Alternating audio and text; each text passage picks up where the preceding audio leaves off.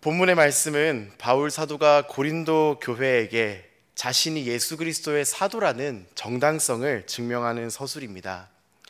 앞선 고린도 후서 말씀을 묵상하시며 확인하셨듯이 고린도 교회 안에는 사도 바울을 좋아하는 사람들 뿐만 아니라 계속해서 사도 바울이 진짜 사도가 아니다라고 공격하는 사람들이 있었습니다. 이에 대해서 사도 바울은 계속해서 자신이 그리스도로부터 비롯된 사도라는 사실을 계속해서 변론합니다. 그러다가 오늘 본문에 이르면 사도 바울은 이렇게 말씀을 시작하고 있습니다. 너희는 믿지 않는 자와 멍에를 함께 매지 말라라고 표현하고 있습니다. 앞선 내용을 생각해 본다면 너희는 믿지 않는 자와 멍에를 함께 매지 말라라고 하는 표현은 그들과 동류가 되지 말라라고 하는 표현으로도 바꿀 수 있을 것입니다. 그렇다면 바울이 말하는 믿지 않는 자들은 지금 어떠한 행위를 하고 있는지를 함께 살펴보기를 원합니다. 사도 바울에 대해서 다른 표현으로 말한다면 그리스도 안에서 다른 형제를 넘어뜨리기 위해서 음해하고 있음을 볼 수 있습니다. 더 나아가 그들의 이러한 행위는 그리스도의 사랑에서 비롯된 행위가 아니라 형제를 넘어뜨리기 위한 행위이며, 더 나아가 그들 자신은 생각하지 못했지만 교회를 분열시키는 결과를 낳기도 했습니다. 공격하는 이들에 대해서 정확한 정보는 성경에서 기록하고 있지 않습니다. 하지만 학자들이 추론하기로는 예루살렘 교회에서 사도들의 가르침을 받은 무리들이 고린도 교회에 와서 지금 공격하고 있는 것이라고 추측을 하고 있습니다. 만약 학자들의 이러한 가정이 맞다면 그리스도를 믿는다라고 하는 형제가 그리스도의 복음을 전하는 다른 또 한 명의 형제를 공격하고 있는 사실입니다. 이들이 사도 바울을 공격하는 이유는 그들이 얻을 수 있는 이점에 있다고 생각을 합니다. 이들이 사도 바울을 공격하면서 얻을 수 있는 이점은 바로 사도 바울의 권위는 떨어뜨리고 자신들의 권위는 높일 수 있는 것입니다. 사도 바울의 영향력은 고린도 교회에서 떨어뜨리고 자신들의 영향력은 고린도 교회에서 세울 수 있기 때문에 이들은 지금 적극적으로 사도 바울을 공격하고 있는 것입니다. 이 사람들에게 있어서 하나님의 나라에 대한 관심은 없어 보입니다. 만약 이들이 하나님의 나라에 대해서 관심을 가지고, 이들이 하나님의 나라를 가장 소중하게 생각했다라면, 그들이 말하는 그리스도의 복음을 소중하게 생각했더라면 사도 바울을 이렇게 공격했을 리가 없습니다. 사도 바울은 최전선에서 그리스도의 복음을 효과적으로 그리고 집중적으로 전하는 자이기 때문입니다. 이들에게 있어서 가장 큰 관심은 하나님의 나라를 어떻게 하면 세울 수 있을까에 있지 않고 어떻게 하면 내 이름을 이 고린도 지역에 세울 수 있을까였음을 볼 수 있습니다. 그리스도는 뒷전이고 어떻게 하면 나를 드러낼 수 있을까를 중요하게 생각했던 사람이었음을 말씀을 통해서 볼 수 있습니다. 이들의 욕심에서 비롯된 공격은 자신들이 생각하기에는 작은 것이었을지 모릅니다. 하지만 이 공격은 나비 효과와 같이 작은 시작점으로부터 큰 파급력을 미치는 공격에 이르게 됩니다. 이들은 자신의 이름을 내세우기 위해서 사도 바울을 깎아내렸을 뿐인데, 이러한 공격의 결과는 교회를 시끄럽게 만들었고 결국은 교회를 분열시키게 만드는 결과를 볼 수 있습니다. 심지어 고린도 후서의 내용을 보면 이들은 집요하게 사도 바울을 공격했는데 인신공격을 하는 모습도 볼 수 있습니다. 하지만 이들과의 모습과 다르게 사도 바울은 굉장히 대조적인 모습을 보이고 있습니다. 이들은 사도 바울을 공격하는 이들은 하나님의 나라에 대해서 관심도 없고 그리스도의 복음에 대해서 그렇게 중요하게 생각하지 않는 듯합니다. 하지만 사도 바울은 다른 모습을 보입니다. 빌립보서 말씀을 보시면 확인하실 수 있듯이 빌립보서 1장에 사도 바울이 감옥에 갇혔을 때 사도 바울에게 괴로움을 더하게 하기 위하여서 어떤 사람들이 그리스도의 복음을 전하였다라고 표현하고 있습니다. 여기에 대해서 사도 바울은 어떻게 표현하고 있습니까? 그리스도의 복음이 전해지니 나는 괜찮다라고 표현을 하고 있습니다. 하나님의 나라의 복음이 전해지기 때문에, 그리스도의 복음이 사람들에게 전해지기 때문에 나는 공격을 받아도 괜찮다라고 표현을 하고 있습니다. 같은 맥락에서 오늘 말씀을 본다면 사도 바울은 이 공격에 대해서 그렇게 개의치 않았었을 것입니다. 만약 이들이 진짜 하나님의 나라에 대해서 관심을 가지고 그리스도의 복음을 전하는 것에 집중했다라는 것을 생각을 한다면요. 그런데 사도 바울은 급하게 고린도후서를 작성하고 있습니다. 왜냐하면 사도 바울을 공격할 뿐만 아니라 이들의 공격의 결과가 그리스도의 복음이 낮춰진다라는 것을 깨달았기 때문입니다. 그래서 사도 바울은 급하게 고린도후서를 작성하였고 고린도 교회에게 이 편지를 보내게 되었습니다. 두 가지 모습이 보입니다. 첫 번째는 자신의 이름을 높이기 위해서 하나님의 나라가 어떻게 되든 상관하지 않는 사람들의 모습입니다. 이들은 자신의 이름만 높여질 수 있다면 그리스도의 복음은 어떻게 되든 상관이 없습니다. 교회가 어떻게 되든 상관이 없습니다. 또 하나의 모습이 있습니다. 자신의 모습이 어떻게 되든지 상관하지 않는 사람입니다. 왜 그렇습니까? 그리스도의 복음이 전해질 수 있다면, 내가 사랑하고 내가 그토록 흠모하는 그리스도가 온전하게 전해질 수 있다면, 더 많은 사람들에게 전해질 수 있다면 내가 핍박받는 것을 개의치 않는 사람의 모습이 보입니다. 그런데 공격하는 이들의 모습이 낯설지가 않습니다. 왜냐하면 형태와 모양은 다를지 모르지만 그들의 모습에서 저의 모습을, 우리의 모습을 발견할 수 있기 때문입니다. 저는 교회 섬김을 시작하기에 앞서서 카페에서 일을 했었습니다. 처음에는 하나님께서 나에게 주신 일, 하나님께서 나에게 주신 장소라는 생각으로 정말 열심히 일을 했습니다. 양심을 걸고 열심히 일을 했습니다. 즐겁게 일을 했습니다. 사람들과 관계를 맺는 것도 행복했습니다. 왜냐하면 크리스찬으로서 어떻게 하면 내가 사랑하는 그리스도의 향기를 이들에게 풍길 수 있을까를 고민하며 일했기 때문입니다. 그런데 어느 순간 시간이 지나면서 직급이 달리게 되고 사람들에게 인정을 받게 되기 시작하면서 제 마음속에 욕심, 질투가 들어오기 시작합니다. 처음에 하나님께서 나에게 주신 일, 어떻게 하면 내가 만나고 있는 사랑하는 예수님을 전할 수 있을까를 고민하면서 시작했던 그 일이 어느 순간 어떻게 하면 내가 저 사람보다 더 인정을 받을 수 있을까라는 고민을 하고 있는 모습을 발견하게 되었습니다. 어떻게 하면 저 사람을 짓누르고 내가 더 나은 모습을 보일 수 있을까? 어떻게 하면 더 좋은 평가를 받을 수 있을까라는 고민을 하고 있는 모습을 발견할 수 있었습니다. 교회에서도 유사한 모습을 스스로에게 많이 발견합니다. 처음 예수님의 사랑을 경험하고 예수님께서 한량없는 사랑을 죄인에게 베풀어 주셨다라는 사실을 깨닫고 이렇게 고백을 했었습니다. 주님 성전에 문지기로만 있어도 저는 행복하겠습니다. 사람들이 오고 가는, 주님을 만나기 위해서 오고 가는 성전의 문을 지키는 그 역할만 해도 저는 행복하겠습니다. 사람들이 저를 알아주지 않아도 괜찮습니다. 사람들이 저를 몰라준다 하도 괜찮습니다.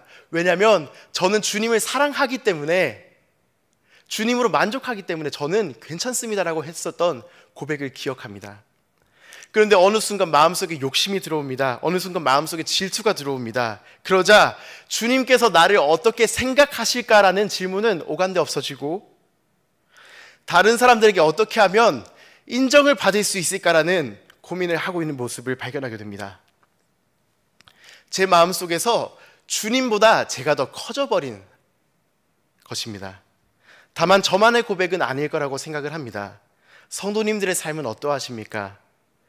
고린도 교회에서 사도 바울을 찍어 누르고 내 이름을 알릴 수 있다면 나는 그리스도는 뒷전으로 밀어도 괜찮다라고 말을 하는 사람들과 같이 타인의 시선을 신경 쓰고 있으십니까? 아니면 오늘도 여전히 나를 사랑한다라고 고백하시는 주님의 시선을 신경 쓰고 있으십니까? 직장에서 주님께서 나에게 맡겨주신 일이라는 생각으로 최선을 다하고 있으십니까? 아니면 어떻게 하면 인사평가에 좋은 점수를 받을 수 있을까? 어떻게 하면 저 사람을 누르고 내가 승진할 수 있을까? 어떻게 하면 더 좋은 대우를 받을 수 있을까에 나의 시선이 꽂혀 있으십니까? 말씀은 더 나아가 이러한 선택에 대해서, 죄에 대해서 굉장히 단호한 경고를 하고 있음을 볼 수 있습니다. 16절 말씀을 보시면 의와 불법이 함께할 수 없고 빛과 어둠이 사귈 수 없으며 그리스도와 벨리알이 조화될 수 없으며 믿는 자와 믿지 않는 자가 목을 나눌 수 없으며 하나님의 성전과 우상이 일치할 수 없다라고 말하고 있습니다. 바울은 중간에 있는 회색지대는 없다라고 표현을 하고 있는 것입니다. 즉 양쪽에 양다리를 놓을 수 없다라고 표현을 하고 있습니다. 나는 지금 교회에 나오니까 이 정도 죄를 지어도 괜찮을 거야 라고 하는 얘기가 통하지 않는다라고 바울은 못을 받고 있는 것입니다. 예수님을 믿는다라고 얘기를 하면서 죄를 저지르는 사람들에게 괜찮지 않다라고 경고하고 있는 말씀입니다. 죄는 사람을 간사하게 만드는 것 같습니다. 죄는 사람을 눈을 흐리게 만듭니다. 죄는 사람의 판단력을 흐리게 만듭니다. 처음 예수님을 만나고 죄를 지었을 때를 기억을 하십니까? 처음 예수님을 만나고 죄를 지었을 때 저는 참 많이 두려웠습니다. 왜냐하면 하나님께서 싫어하시는 행위를 하였는데 나는 이제 어떻게 해야 할까? 내가 정말로 그토록 사랑하는 주님의 마음을 아프게 했는데 어떻게 용서받을 수 있을까? 어떻게 또 한 번 용서받을 수 있을까? 라는 것 때문에 참 많이 두려웠었습니다. 하나님의 은혜를 아주 많이 받았는데 나는 또 죄를 짓고 있네 라는 사실 때문에 좌절하기도 하고 마음이 무너져 내리는 경험을 참 많이 했었습니다. 그런데 한 번, 두 번 죄를 짓다 보니 점점 무뎌지게 됩니다. 날카로웠던 양심이 점점 둥글게 변하게 됩니다. 이 정도 죄는 작은 거니까 괜찮을 거야. 이 정도 죄는 완벽하게 넘어지게 하는 것이 아니니까 괜찮을 거야 라고 저 자신을, 우리를 속이고 있는 흐려진 판단력과 흐려진 양심을 보게 됩니다. 하지만 바울은 이렇게 말하고 있습니다. 죄는 죄다. 의와 불법이 함께하지 못하며 빛과 어둠이 함께하지 못한다. 사귀지 못한다. 그리스도와 벨리알이 조화될 수 없다라고 명확한 경계선을 나누고 있습니다. 회색지대는 없다라고 말씀하고 있습니다. 지금 우리의 판단력과 양심은 어떠하십니까? 예수님의 사랑과 용서를 경험했던 그 순수한 모습이 그대로 남아 있으십니까? 아니면 세월을 이기는 장사는 없다라는 이유와 세상이 점점 악해지니까라고 하는 핑계로 판단력이 흐려진 지 오래인데, 양심의 날카로움이 무뎌진 지 오래인데 주님과 만났던 그 추억이 오래전 사건인데 그대로 방치하고 있지는 않으십니까?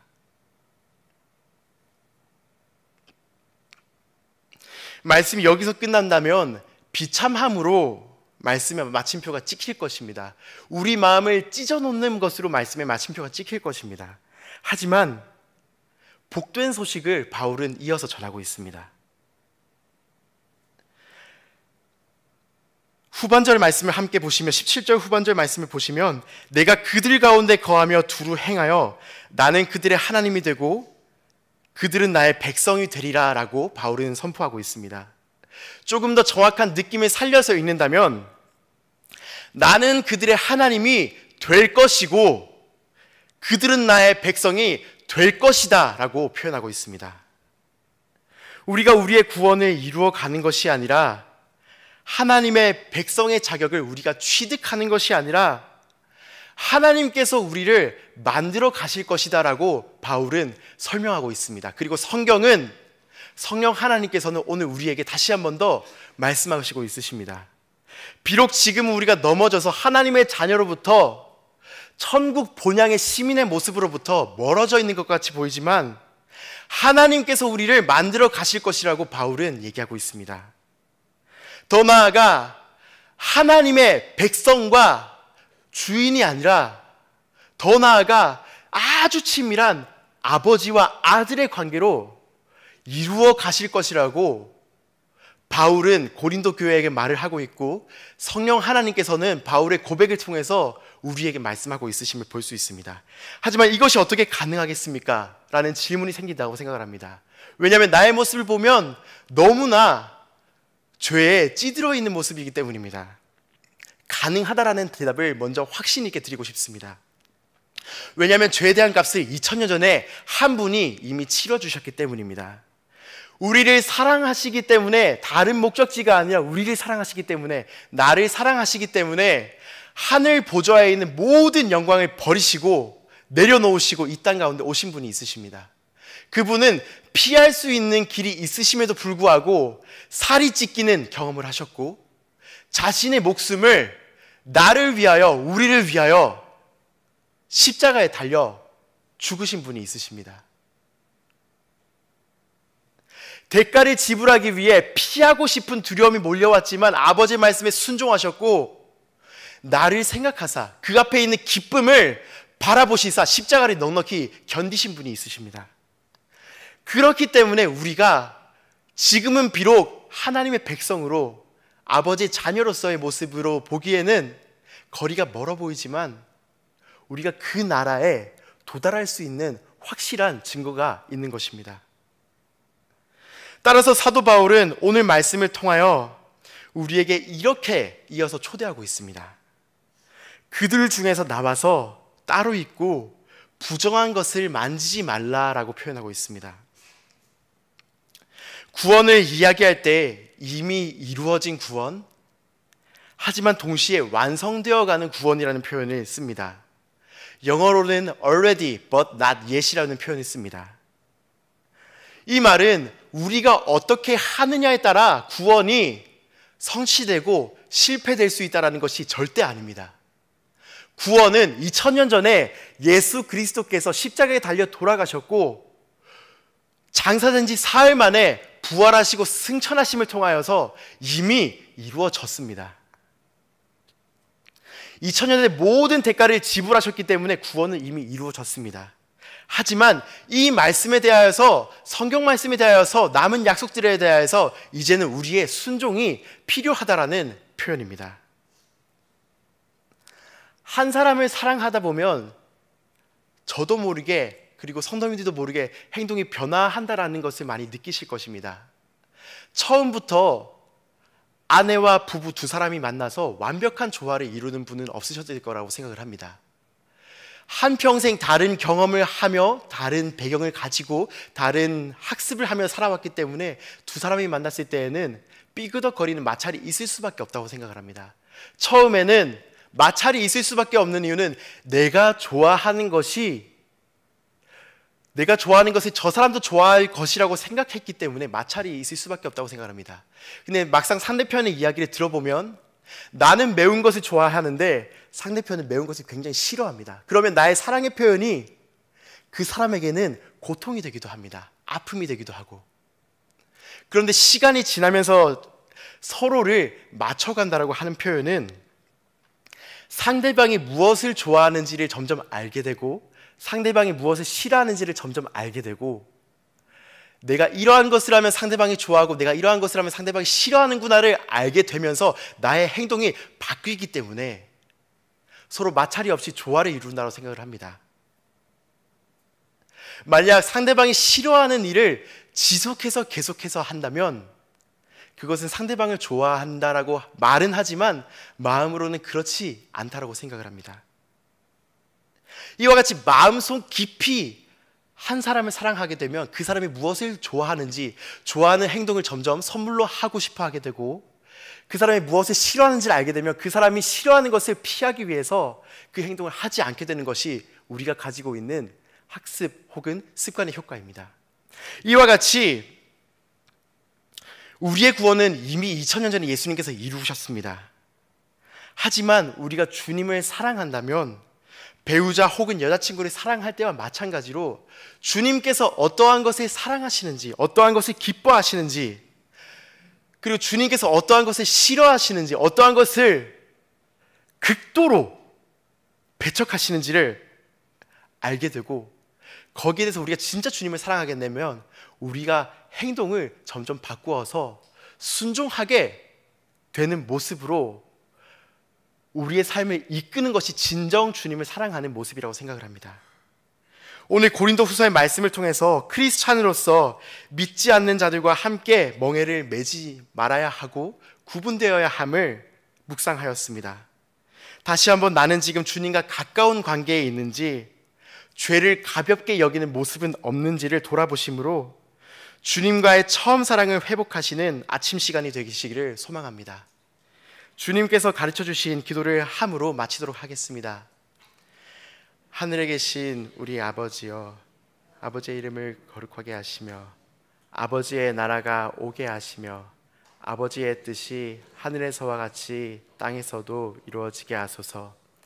오늘 우리에게 이런 양식을 주시고 우리가 단 사람을 용서하여 준 것 같이 우리의 죄를 용서하여 주시고 우리를 시험에 빠지지 않게 하시고 악에서 구하소서. 나라와 권능과 영광이 영원히 아버지의 것입니다. 아멘.